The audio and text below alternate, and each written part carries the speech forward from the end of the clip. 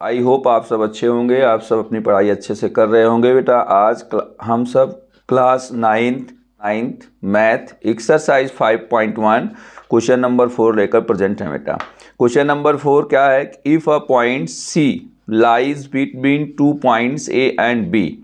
कह रहा बेटा हमारे पास 2 पॉइंट है, पॉइंट ए और दूसरा पॉइंट बेटा हमारा बी है। इसके में कोई पॉइंट आपका सी है। ठीक है बेटा, ये हमारा पॉइंट सी है। ठीक है बेटे, तो क्या क्या करा? Such that A C is equal to B C. क्या करा बेटा? सच दैट कह रहा कि A C is equal to B C, ये दिया गया है। Then prove that A C is equal to half A B, explain by the diagram the figure. आइए हम क्वेश्चन सॉल्व करते हैं। हमें बेटा दिया गया A C is equal to B C, given A C is equal to B C बेटा दिया गया है। क्या? और बेटा हमें प्रूव क्या करना है?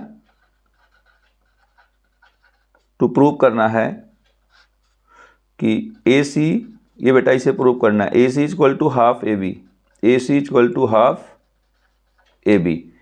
तो आइए बेटा प्रूफ करते हैं। ठीक है, हम लिख सकते हैं कि A C plus B C is equal to A B. ये बेटा ए बी का जो हमारा पार्ट है ए सी और बी सी, तो हम इसे लिख सकते हैं कि A C plus B C is equal to A B. किससे बेटा? हमारे ये एक्सियोम है, क्या है कि A C plus, because A C plus B C are coincide to A B. A B के बेटा ये कॉन्साइड है। ठीक है बेटा, तो आइए नेक्स्ट लाइन देखते हैं। तो बेटा देखिए कि हमें क्या दिया गया है कि ए सी के बराबर बी सी है, तो हम बी सी के स्थान पर हम क्या कर सकते हैं? ए सी को रिप्लेस कर सकते हैं, क्योंकि हमें ए सी के रूप में प्रूव करना है। तो हम लिख सकते हैं A C plus A C is equal to A B. क्यों बेटा? आइए देखते हैं, because B C is equal to A C. ठीक है बेटे, तो A C plus A C is equal to बेटा 2ac is equal to A B. Okay बेटा, ए सी के साथ 2 का मल्टीप्लाई है बेटा, साइड चेंज करेंगे डिवाइड हो जाएगा। A C is equal to A B by 2 बेटा, तो इसको हम ऐसे भी लिख सकते हैं A C is equal to half A B बेटा। तो बेटा हमें इसी को प्रूव करना था, हमने प्रूव कर लिया A C is equal to half A B. Okay बेटा, नेक्स्ट क्वेश्चन 5 देखते हैं। 5 क्या है बेटा?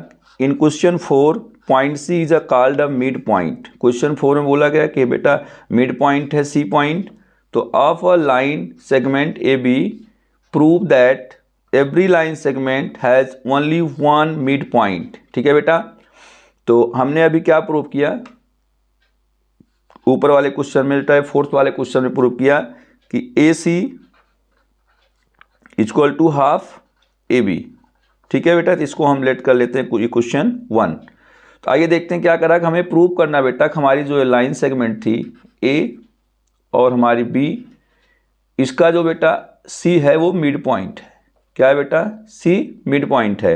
लेकिन इसमें करा बेटा कि हमें प्रूव करना है कि लाइन सेगमेंट जो है केवल उसमें एक ही मिड पॉइंट होता है। तो इसके लिए बेटा हम क्या करेंगे, इसमें एक अनदर मिड पॉइंट लेट कर लेंगे। मैंने मान लिया बेटा ये हमारा डी अनदर मिड पॉइंट है। ओके बेटा, तो आइए इसे लेट कर लेते हैं। Let's D is another mid point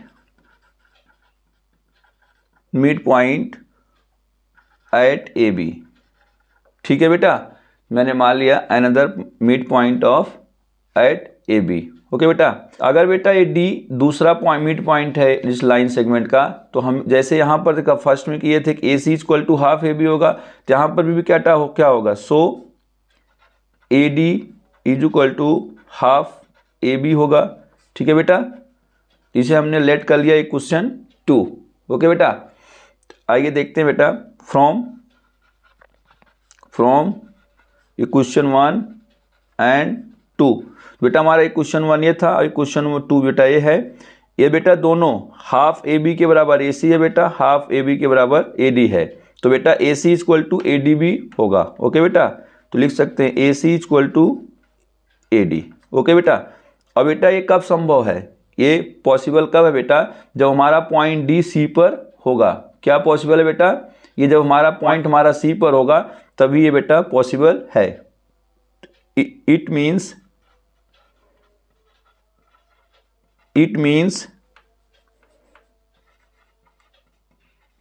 point D and C are coincide. Okay बेटा, so a line segment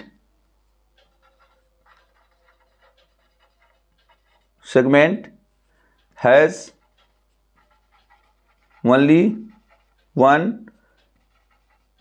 midpoint। Okay बेटा, वो बेटा आप सबको क्वेश्चन क्लियर हुआ होगा। तो यदि आप हमारे चैनल पर नए हैं तो आप मेरे चैनल को सब्सक्राइब कीजिएगा, अपने दोस्तों को शेयर कीजिएगा, लाइक कीजिएगा, कमेंट कीजिएगा। थैंक्स ऑल ऑफ यू, सभी को राम राम।